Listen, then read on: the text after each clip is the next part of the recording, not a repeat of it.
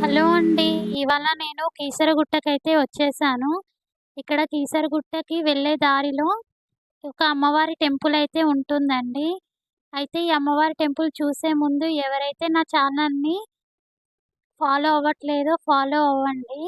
అయితే ఇక్కడ అమ్మవారి టెంపుల్ వచ్చేసి శ్రీ రేణుక ఎల్లమ్మ తల్లి టెంపుల్.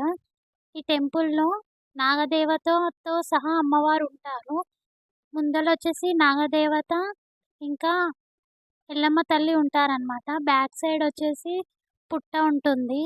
అయితే ఇక్కడ ఎవరైతే కోరికలు కోరుకుంటారో వాళ్ళు వాళ్ళ కోరికలు తీరిన తర్వాత అమ్మవారికి ఏవైతే నైవేద్యాలు, పూలు, పండ్లు సమర్పించుకోవాలనుకుంటారో అవన్నీ సమర్పించుకొని కీసరగుట్టకైతే వెళ్తూ ఉంటారు.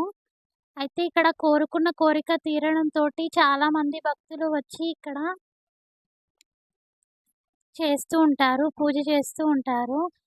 ఇక్కడ పసుపు, కుంకుమ తీసుకుంటే చాలా మంచిదని అందరూ చెప్తూ ఉంటారు. మీరు గూడా వెళ్ళినప్పుడు ఖచ్చితంగా తీసుకోండి. మీరు ఎప్పుడైనా కీసరగుట్టకి వెళ్తే అమ్మవారిని దర్శించుకోండి. మీరు కోరుకున్న కోరికలు తీరుతాయి.